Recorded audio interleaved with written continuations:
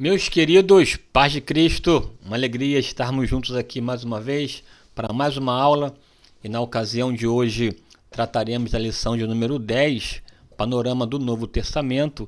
E aqui eu confesso a você que faria uma abordagem rápida, direta e objetiva, até porque é um assunto que normalmente já nos debruçamos e há aqui no meu canal inclusive conteúdos nessa linha para você aprender sobre a estrutura do Novo Testamento. Vou ser aqui rápido e objetivo para então te ajudar nessa elaboração da próxima aula que será ministrada na Escola Bíblica Dominical, a maior escola teológica do mundo. Glória a Deus e aleluia. Aqui ressalto que estamos tratando das lições publicadas pela editora Central Gospel. Nesse trimestre está falando sobre os pilares da teologia prática, e a partir do trimestre que vem eu vou tratar com você tanto das publicações da CPAD como da Central Gospel, as duas principais publicações do Brasil, E à medida do possível até vou tentar aqui inserir outras publicações, até para facultar aos membros do corpo de Cristo essa multiplicidade de lições. É claro, aí demanda do meu tempo, disponibilidade, não é só gravar uma aula, tem que preparar, elaborar, ler assuntos afins, enfim. Então, à medida que as coisas vão acontecendo, a gente vai aqui trabalhando para a glória de Deus, tá? Também aqui ressalto a você da importância, da necessidade de investir nesse canal. Eu estou com uma dificuldade aqui nesse microfone, inclusive o som não é tão de qualidade como desejamos, mas aí precisa investir, comprar um de qualidade, custa em torno de R$400, um minimamente não top, mas um mediano. Enfim, tem que pensar aqui também em iluminações, enfim, aparelhagem. Você pode nos ajudar aí com a sua colaboração, tá? Aqui ressalto que aqui é gratuito, é para te abençoar, um canal feito para você, pensando em você, enfim, Então, portanto, aqui uma iniciativa pessoal, Pessoal. Mas caso você queira abençoar a minha vida, bem como aqui investir no canal, tá aí a chave Pix do nosso canal, que é inclusive o telefone para a agenda Pix, 21 98477 8523, 21 98477 2585, 23, Dito isso aí, vamos pensar aqui nesse panorama do Novo Testamento, está aí na sua tela aí já para você ver, para você analisar, que trataremos da lição de número 10, panorama do Antigo Testamento. Vamos lá, rapidamente aqui, em nome do Senhor, pensando aqui primeiro na palavrinha testamento. Já disse para você na aula passada, se não me falha a memória, a passada, que foi panorama do Antigo Testamento, eu tratei com você que os livros da Bíblia, eles estão organizados, e que Bíblia é biblioteca, uma coleção de livros pequenos. Aí eu trabalhei com você aqui embaixo, inclusive tem um vídeo só o que é Bíblia. Tem um vídeo aqui no meu canal, aí eu discuto o termo Bíblia, estrutura, e vale a pena você assistir, E a Bíblia é uma biblioteca que está dividida, arrumada a partir de alguns critérios.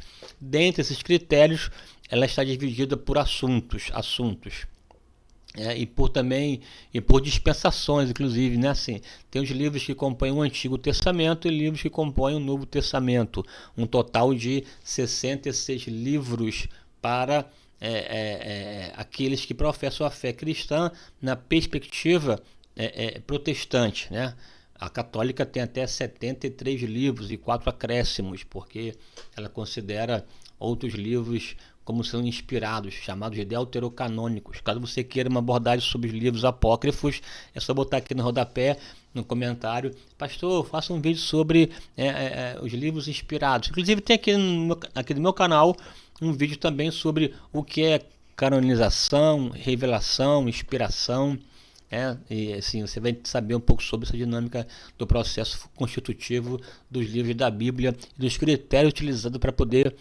selecionar os livros, Esses livros aqui, na visão protestante, são 66, estão agrupados em 2 testamentos, o Antigo e o Novo, o Antigo com 39 livros e o Novo com 27 livros. Portanto, em termos de conteúdos, o Antigo Testamento é 3 vezes maior do que o Novo Testamento. Logo, o Novo Testamento corresponde a 1/3 do Antigo Testamento. Tanto o Novo reconhece a existência do Antigo, bem como o Antigo também, ele aponta, ele salienta a existência do Novo, porque o Antigo ele previu, a existência, a chegada de um novo tempo, um novo momento. Esse novo momento está relacionado à plenitude dos tempos, portanto, a nova aliança feita na pessoa de Jesus, portanto, a essa profecia, desde o ponto de vista profético, sacerdotal, bem como também realeza, real, em que desaguam na pessoa de Jesus, tá bom? Aí aqui ressalto que ambos são palavras de Deus, tanto o Antigo quanto o Novo, porém a aplicabilidade do Antigo não se faz agora para nós, porque estamos numa nova dispensação, numa nova aliança. Portanto, o nosso foco é a palavra de Deus do Novo Testamento. Lembrando que o que do Antigo estiver assim, em sintonia com o Novo Testamento em termos de aplicabilidade, tem valia, né? Porque Jesus é a chave hermenêutica tanto do Antigo quanto do Novo. É preciso olhar para a Bíblia com o olhar de Jesus, e aí você vai entender as temporalidades. Havendo Deus, antigamente, dito aos pais pelos profetas, de muitas vezes, de muitas maneiras, aos pais pelos profetas, nesses últimos dias nos falou através do seu Filho. A gente percebe aí uma progressão. Eu estou aqui sendo bem direto, porque te aconselho, inclusive, você voltar aqui no meu canal e assistir a aula sobre o panorama do Antigo Testamento. Ali eu explico de modo pormenorizado, beleza? Vamos lá. Até aqui repito, da mesma forma que o Antigo Testamento está revelado no Novo Testamento e o Novo está oculto no Antigo, assim Cristo está oculto no Antigo e é desvendado no Novo Testamento. Porque você encontra 915 citações do Antigo no Novo, fora as citações indiretas, as diretas, né?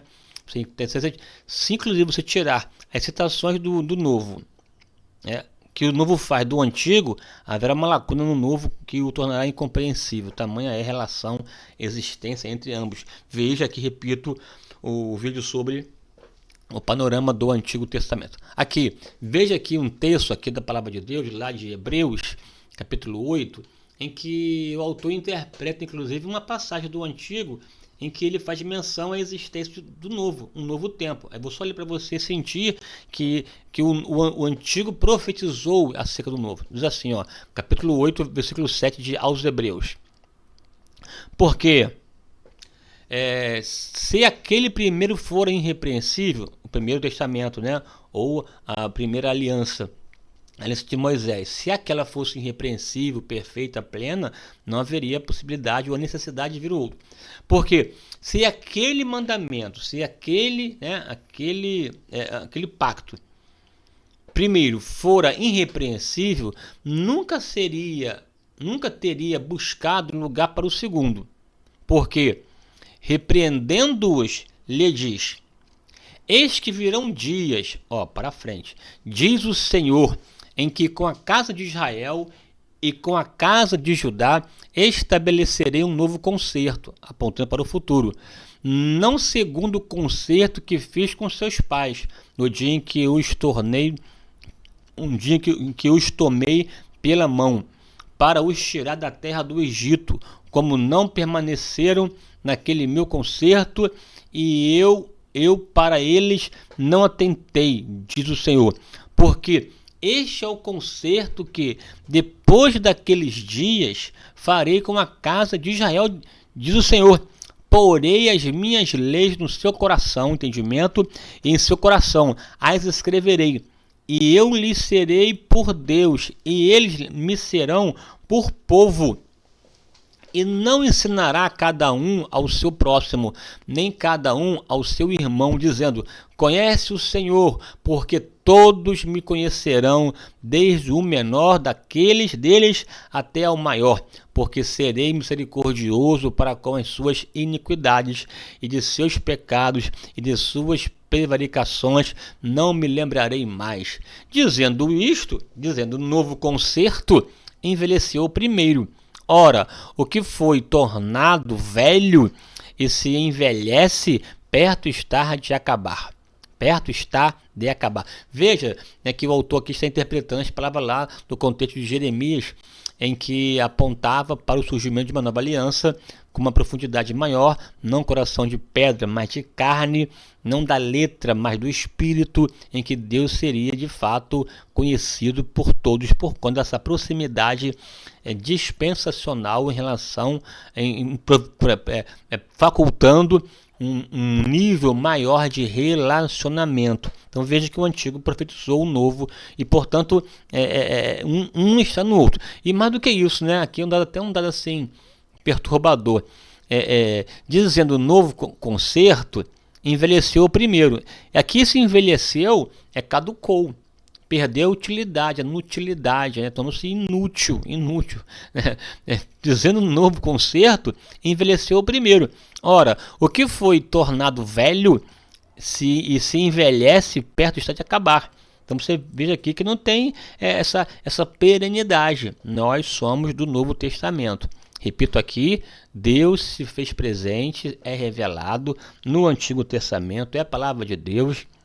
Você encontra a mão do Senhor nesses textos, não há nenhum problema em relação a isso, só que você não pode fazer doutrina do Antigo, com base no Antigo, para aplicar no Novo. Aí não dá, aí é uma outra esfera, uma outra questão, tá bom? Aí você vê aqui o vídeo que eu postei sobre o Antigo Testamento e você então vai compreender melhor o que eu estou a dizer nesse contexto aqui. Mas é até doloroso, não quero entrar aqui no mérito, mas isso acaba sendo meio que empurrado.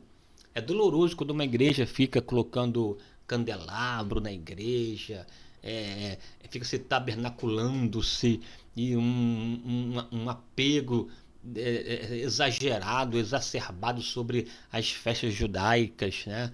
Tabernáculo, Páscoa, enfim, Pentecostes e tudo mais e tal. Aquilo ali são sombra dos bens futuros, apontavam para Jesus. Não tinha um fim em si mesmo. Aquilo era um meio, não um fim. Entende? O fim é Jesus e não as questões culturais. Paulo diz que aquilo tudo ali serviu como aio, pedagogo, condutor, e que apontavam para Jesus. Ele é nossa Páscoa. Aí você tem toda uma dinâmica de pessoas que ficam criando uma cultura sacerdotal na igreja. E aí assim, essa postura judaizante é perigosa. Paulo teve muitos problemas em relação a essa cultura judaizante.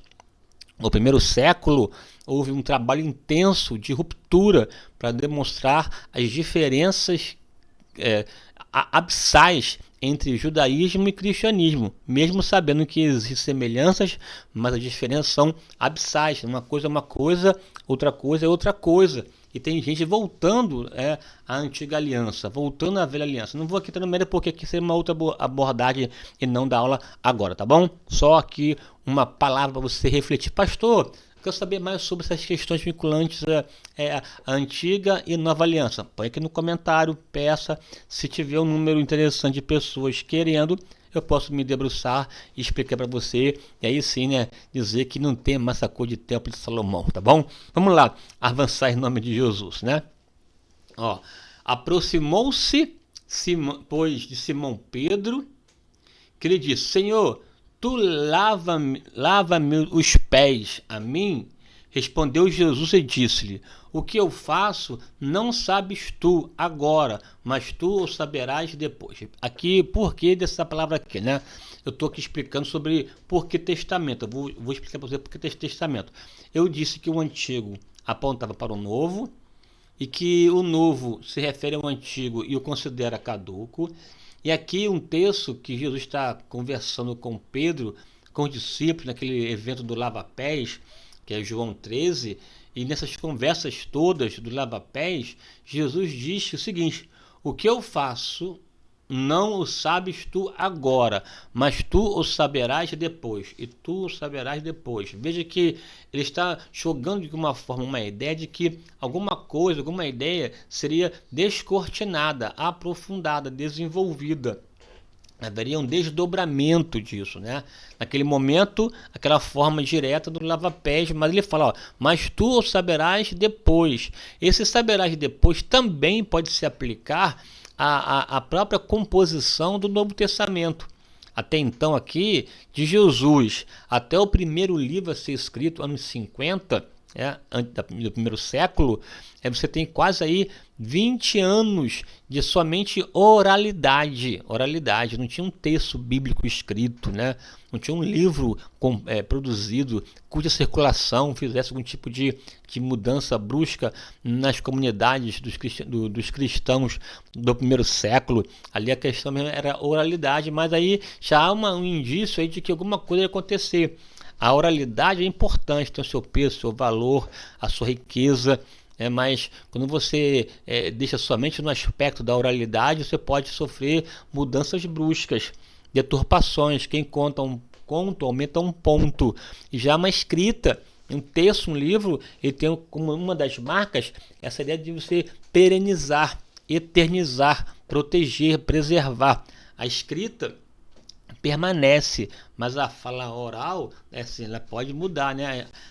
As palavras escritas permanecem, há um tom de durabilidade, não é à toa que o Espírito de Deus fez com que essa oralidade, essa cultura de revelação, de história e de manifestação de Deus fosse de uma forma registrada em livros para poder eternizar, tá? Então você vê já no prisma, no horizonte, essa ação do Espírito querido de alguma forma trazer à tona revelações novas, coisas que naquele momento ainda estavam em processo embrionário, em construção e desenvolvimento. Olha, outro texto aqui também de João 14, 26 diz assim: mas aquele Consolador, o Espírito Santo, que o Pai enviará em meu nome, vos ensinará todas as coisas e vos fará lembrar de tudo quanto vos tenho dito. Veja que a ação do Espírito Santo é ensinando e lembrando. E se ensinar tem a ver também com desenvolvimento.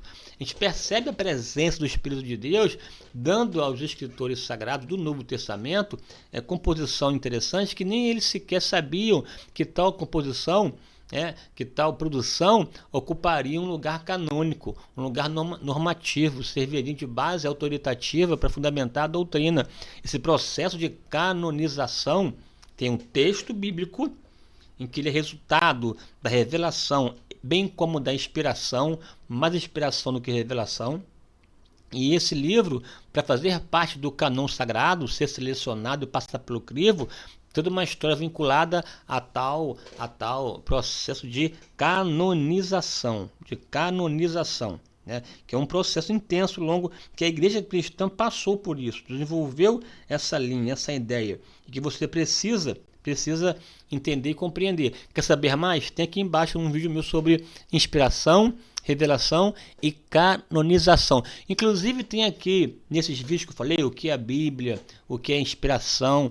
Embaixo dele tem um link que você é levado a fazer um curso que eu dei sobre a excelência da Bíblia. E nesse curso de quase 15 horas de duração, tem toda uma dinâmica sobre o processo constitutivo da Bíblia Sagrada, inclusive a questão vinculada à canonização. Beleza? Vamos lá então. O termo, por que testamento? Testamento, né? O termo testamento é uma palavrazinha em português que serve para traduzir a palavra grega diateké, ou a palavra hebraica perite. Tanto berite como diateké significam aliança, pacto, porque são livros que dizem respeito à antiga aliança, testamento, e à nova aliança, né? Daí Novo Testamento. A palavra testamento tem esse caráter jurídico, né? Forense, um documento no qual consta a vontade última do testador, deixando uma herança para os seus herdeiros. E alguns dizem que esse termo nem é tão adequado para se referir aos livros, porque testamento nem sempre, não de forma necessária, tem uma relação entre o testador e o herdeiro. o testador pode deixar, né, para um cachorro ou alguma coisa assim, até de um tom de ironia. Já a aliança, que é a ideia do Jateke ou do Berit, a aliança não, a aliança envolve um pacto, envolve um concerto, e no contexto antigo os concertos, os pactos eram selados até com sangue, né? Com sangue, para mostrar a veracidade e a seriedade desses pactos, do compromisso selado, o acordo feito que envolve direitos e deveres. Mas enfim, se cristalizou na história da igreja, até por conta do papel dos próprios pais da igreja, a expressão testamento, o Antigo Testamento e Novo Testamento, beleza? No entanto, a expressão Antigo e Novo Testamento ficaram popularizadas, a expressão, em função do uso feito pelos pais da igreja. Esta expressão tinha como propósito diferenciar o cristianismo do judaísmo. Aqui explica você, na palavra anterior, o Antigo Testamento tem a ver com a antiga aliança, caducou e surgiu então um novo testamento, nova aliança no sangue de Jesus, tá bom? Agora a estrutura aqui da Bíblia do Novo Testamento, que é o foco. Vou passei aqui rapidinho sobre a do Antigo, mas lembrando que tem aqui um vídeo sobre isso já, a estrutura do Antigo Testamento. O Antigo Testamento, já vimos aqui, 39 livros, né? E estão assim agrupados de acordo com a versão portuguesa, que é herdeira da versão grega chamada Septuaginta. Volto a dizer, aqui tem um vídeo sobre esse assunto. Os livros da lei, que tem a ver com o Pentateuco, do Gênesis a Deuteronômio. Os livros históricos são 12, de Josué a Esther. Os livros poéticos, que são 5, de Jó a Cantares, e os livros proféticos, de Isaías a Malaquias, 17 ao todo.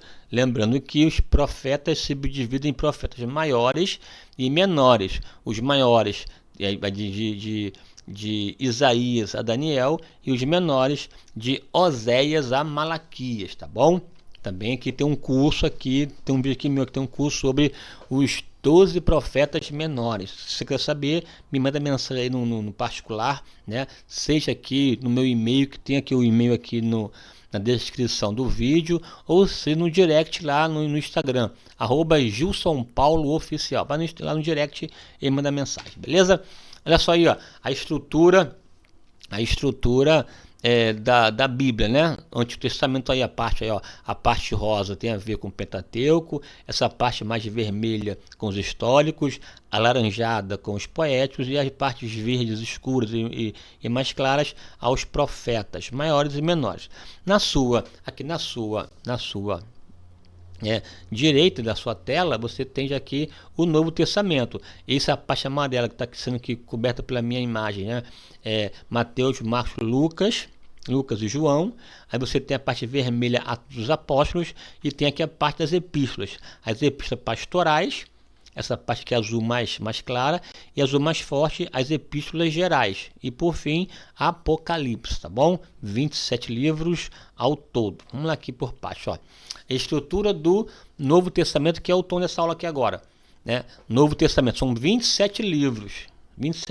E esse testamento está dividido da seguinte forma: em 4 classes literárias distintas. Tem os chamados evangelhos, que narram a vida de Jesus. Não tem um tom biográfico a miúdo, mas trata da vida de Jesus, nascimento, crescimento, né, a parte da infância, rapidamente, a sua fase adulta, seu ministério, morte e ressurreição, seus ensinos. Os evangelhos servem de manifestação da pessoa de Jesus. Se você quer saber o que ele fez, falou, ensinou, obrigatoriamente você vai ter que ler os 4 evangelhos, tá? Por que 4? Aí é uma discussão, né, hercúlea. Por que 4? Porque dificilmente um só daria conta de explicar todas as facetas da pessoa de Jesus. Eu preciso um multi-olhar sobre Jesus. Mas por que 4? Porque naquele contexto 4 povos importantes existiam, em termos gerais: o povo judeu, o povo grego, o povo romano e a própria igreja. Cada um se propôs escrever para um povo desse especificamente falando. Por exemplo, Mateus escreve para para os judeus, portanto aponta Jesus como sendo esse Messias prometido, o rei dos judeus.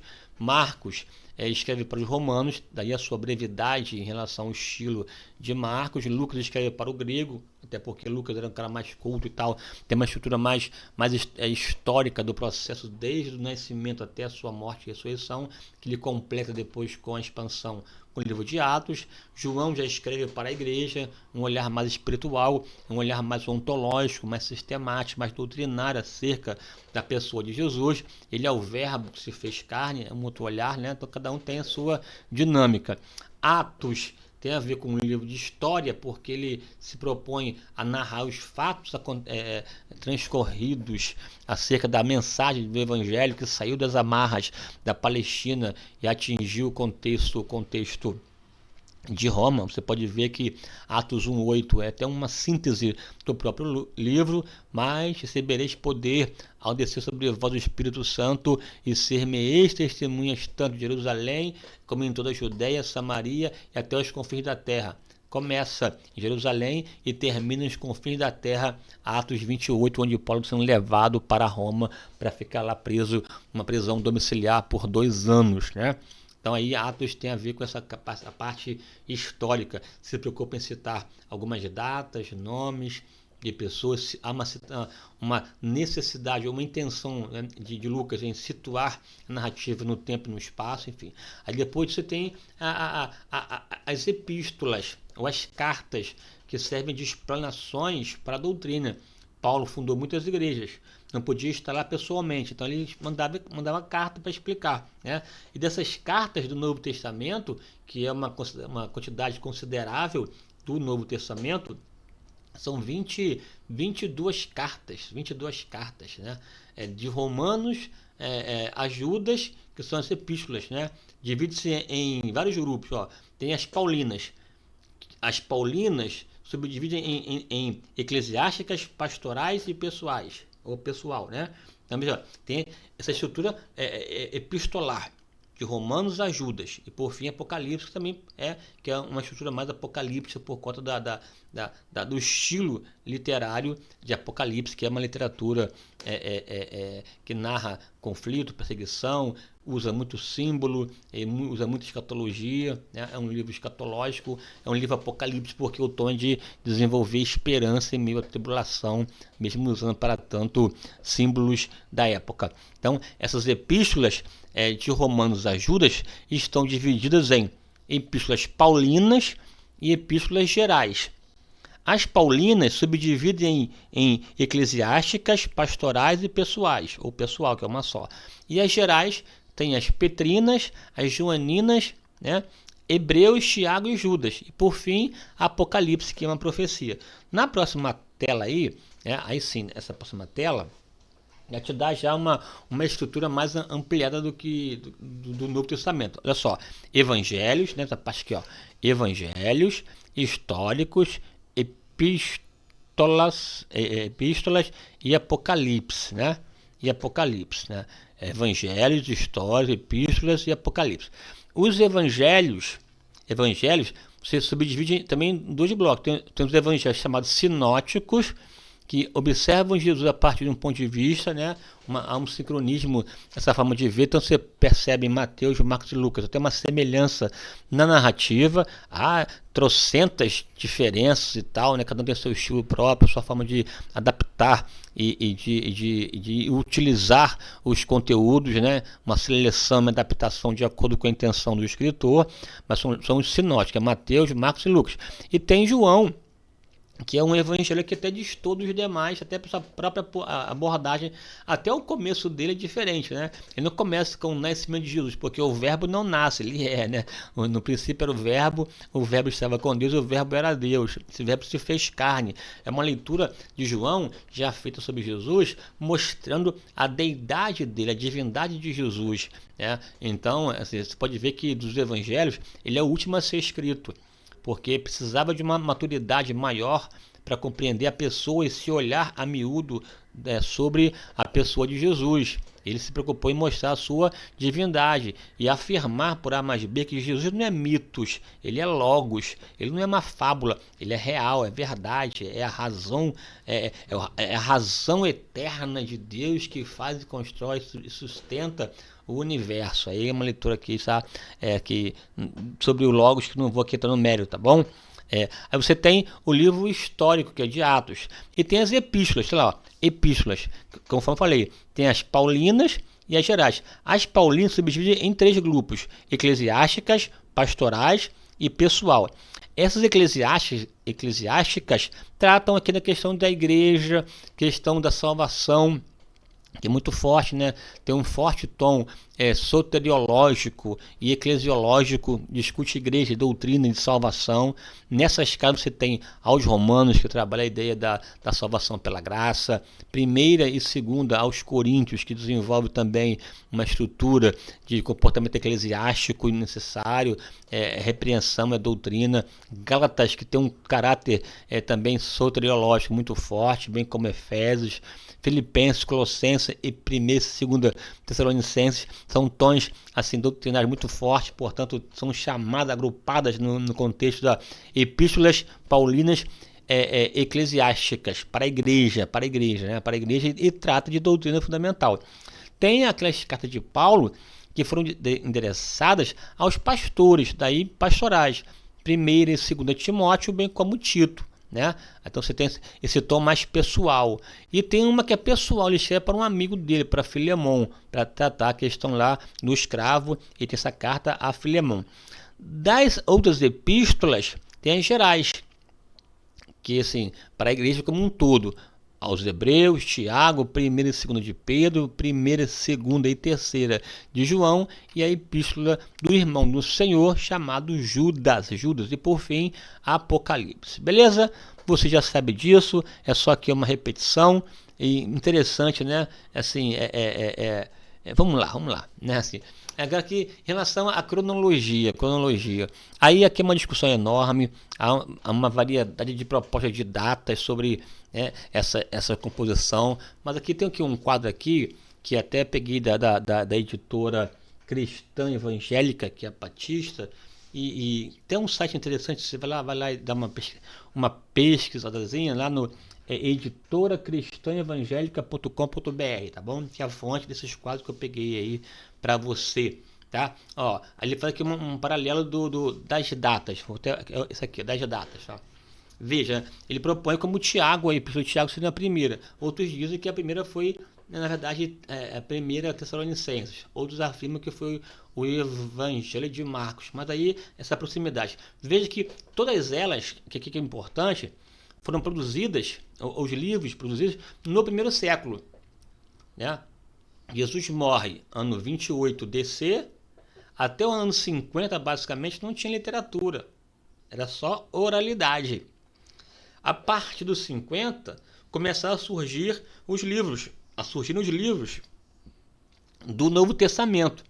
O último livro a surgir é Apocalipse, dos 50 a quase 100. Portanto, os 27 do Novo Testamento, escritos até o final do 1º século, que circulavam na igreja, em várias comunidades, não agrupados, não organizados, mas que circulavam. E com eles, outros livros também que nós não conhecemos. E outros que nós conhecemos que não são considerados canônicos. Por exemplo, aqui, em relação só que é um exemplo aqui, né? Serve isso aqui em relação à igreja de Corinto, que ficava no contexto europeu, né, grego. Paulo diz que ele escreve a primeira carta de Paulo aos Coríntios, mas no capítulo 5, verso 9, me parece, versículo 9, ele cita uma epístola, já vos falei por epístola para não vos associar com os ímpios, né? Com os povos, com o povo pagão, né? Já vos escrevi por carta para que você não se associe. Ou seja, essa primeira carta de Paulo aos Coríntios, na verdade, seria pelo menos a segunda. Você já me escreveu por carta e agora tem a primeira, é porque a primeira não foi a primeira, foi a segunda. De repente, a nossa primeira foi de Paulo a segunda. E a primeira que Paulo escreveu? Se perdeu, não sei para onde foi, né? Não tem. Aí quando você lê a segunda epístola de Paulo a Corinto, aos Coríntios, ele fala de uma epístola de repreensão. Eu vou escrever uma epístola de repreensão, uma epístola severa. Essa descrição dessa epístola severa de Paulo constando em 2 a Coríntios se refere à 1 Coríntios que nós temos ou à 1 Coríntios que escreveu? Ou uma outra carta? Resumo, para alguns, Paulo escreveu 4 cartas para Corinto. Nós temos 2. Para outros, Paulo escreveu com certeza 3 cartas. A primeira que nós temos canônica, a segunda que nós temos canônica e uma que ele cita no contexto da primeira carta a existência de uma outra carta que se perdeu. Isso também acontece com o próprio Colossenses. Aos Colossenses, Paulo diz que já havia também escrito uma outra carta. Resumo, o que para nós selecionou e permaneceu é que que fazem parte do cânon sagrado, mas outras existiram. O fato é que essas 27 transitavam, dentre elas outras assim, fantasiosas. Evangelho de Pedro, Evangelho de Tiago, aí tem assim epístolas 1000, fantasiosas e tal, e todo um processo de seleção para de formar esse cânon. Aí eu repito aqui, tem aqui no link, nesse vídeo não, mas procura aí nos meus vídeos sobre a Bíblia. E esse vídeo tem embaixo um link que te leva a um curso chamado A Excelência da Bíblia. E nesse curso eu trato sobre o processo de formação do cânon sagrado, tá bom? Que vai culminar exatamente já final do 4º século, no Concílio de Cartago, em que você vai ter já a formação desses 27 livros que compõem o Novo Testamento e que eles servem, portanto, de base doutrinária para a igreja. Não tem a ver com Constantino não, tá bom? Não tem a ver com Constantino. Mas é claro que, num segundo momento, a igreja, como teve estrutura, se preocupou para poder organizar o cânon, porque era fundamental e necessário essa definição canônica. Imagina um problema, o imperador matando alguém que estivesse com o texto sagrado em mãos. Aí o camarada está lá com um texto de Evangelho de Pedro. Ele acaba morrendo por um texto que não é um texto fidedigno, um texto considerado canônico, um texto com peso apostólico. Então, já que vai morrer, então morra pelo livro correto. Então, a igreja se preocupou em definir esse cânon por conta também de questões da própria heresia, tá bom? Aqui uma discussão interessante, que não é o caso aqui agora. Então, esses livros do Novo Testamento, feitos no 1º século, que foram catalogados em função de vários critérios importantes, aglutinados e montou, portanto, o cânon do Novo Testamento. Aqui, ó, de 45 a 47, Tiago, 48 a 49, aos Gálatas, um tema importante sobre a questão dos judaizantes. 51 a 52, primeira aos Tessalonicenses, uma igreja que pode ficar só 3 meses nessa igreja e precisou voltar para escrever, ensinar e instruir. Aí tem lá o Marcos, o primeiro evangelho, depois 1 Coríntios, Romanos, Lucas, Colossenses, Efésios, Filipenses e Filemão, Paulo na prisão, Mateus, já nos anos 70, na comunidade já de Antioquia da Síria, que segundo alguns que ali que ele estava, escreveu nesse contexto, porque já havia uma discussão sobre se Jesus tinha legalidade para ser o rei dos judeus. Ele mostra que de fato ele era real, ou seja, tinha realeza, ele é de fato da tribo de Judá. Aí tem 1 Timóteo e Tito, Atos e 2 Timóteo. Paulo já no finalzinho da sua vida escreve a Timóteo, já sentindo ali a dor do martírio. Combati o bom combate, acabei a carreira e guardei a fé. Aí você tem lá aqui as datas das outras. E por fim, olha, entre os anos 90 e 100, você tem ali a existência do Apocalipse. João, já um velhinho, já de idade, tem revelação de Apocalipse, estando na ilha de Patmos, Veja que interessante. Agora aqui, uma comparação entre o Antigo e Novo. O Antigo Testamento, necessidade da repetição do sacrifício. No Novo, uma única vez, Jesus foi lá e resolveu a questão. Segundo, Êxodo, a Páscoa da nação. Já Cristo, o nosso Cordeiro Pascual. Lei externa e sacrifício, base do Antigo. No Novo, lei interna, fé e amor, por conta da pessoa do Espírito. No antigo, o sinal, circuncisão do judeu, que é com prepúcio. No novo, o batismo dos crentes, ou para nós pentecostais, né, o falar em línguas. Designação, Israel. O novo, designação, igreja. Leis civis, morais e cerimoniais. E no novo, lei de Cristo em nossos corações.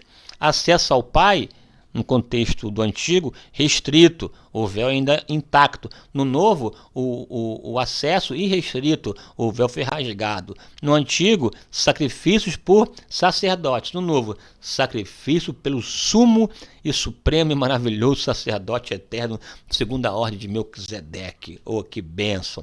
Aí tem aqui, ó, as divisões métricas da Bíblia, né, que tem a ver com a divisão de capítulos e versículos, né, parágrafos e epígrafes. Também tem aqui um curso aqui que você pode fazer, a excelência da Bíblia. O primeiro grupo, a questão métrica, enquanto o caráter, Mateus, Atos, histórico, enquanto ao número, 5, enquanto ao gênero, prosa. Segundo grupo, epístolas gerais, Romanos e Apocalipse. Enquanto caráter, doutrinárias. Enquanto número, 22, enquanto ao gênero, epistolar e uma apocalíptica, né? Aí sim, no que diz respeito à questão do capítulo e versículos, você tem que saber que antigamente isso não existia, isso não faz parte do original. As editoras que colocaram, ou estudiosos foram acrescentando divisão de capítulos e versículos para facilitar o manuseio e encontrar o texto. Antes em rolo, em papiro, pergaminho, que eles foram colocando versículo, capítulo, para facilitar o encontrar do texto, né? Então, como é um trabalho posterior, esse trabalho nem sempre foi feito perfeito. Há algumas lacunas que a pessoa pode repensar.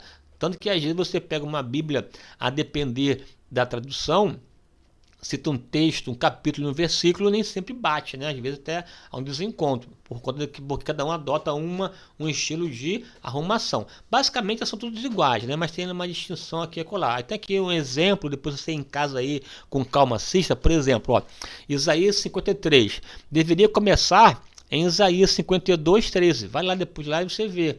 Né? O texto termina em 52, 13, ali a divisão foi até os 53. João 8 deveria começar em João 7,53. Colossenses 3 deveria terminar em Colossenses 4,1. Mateus 10 deveria começar em Mateus 9,35. Né? Ou seja, estou mostrando aqui alguns equívocos de arrumação. Assim, só aqui uma curiosidade, tá bom? Temos a divisão de parágrafos, estrofes e epígrafes.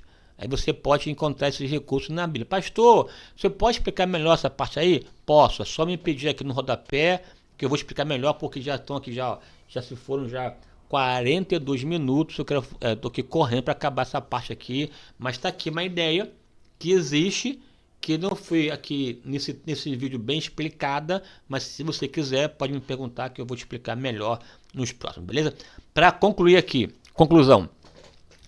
Porque por ele ambos temos acesso ao Pai em um mesmo Espírito, assim que já não sois estrangeiros, nem forasteiros, mas concidadãos dos santos da família de Deus, edificados sobre o fundamento dos apóstolos e dos profetas, de que Jesus é a principal pedra de esquina, no qual todo edifício bem ajustado cresce para templo santo no Senhor, no qual também vós juntamente sois edificados para morada de Deus no Espírito. Nós, a igreja, estamos fundamentados na doutrina dos apóstolos. Portanto, para nós, o Novo Testamento serve de regra de fé e prática. O Antigo, quando respaldado pelo Novo, tem também aplicabilidade. Quando não, tem a ver com um tempo antigo, um tempo que passou e que, portanto, precisamos avançar nesse processo de revelação de Deus, cuja culminância aconteceu na pessoa de Jesus. Vindo, pois, a plenitude dos tempos, Deus enviou o seu Filho, nascido de mulher, nasceu sob a lei, para redimir os que estavam debaixo da lei, a fim de torná-los filhos por adoção. Portanto, você é filho de Deus em Cristo Jesus. Amém, querido? Deus te abençoe fortíssimo, que você seja uma bênção nas mãos do Senhor, que você cresça, desenvolva e que você seja muito abençoado, tá? Deus te abençoe, um forte abraço. Esse vídeo venha compartilhar, comentar, curtir e não se esqueça de se inscrever. Vamos em frente em nome de Jesus. Amém. Um forte abraço.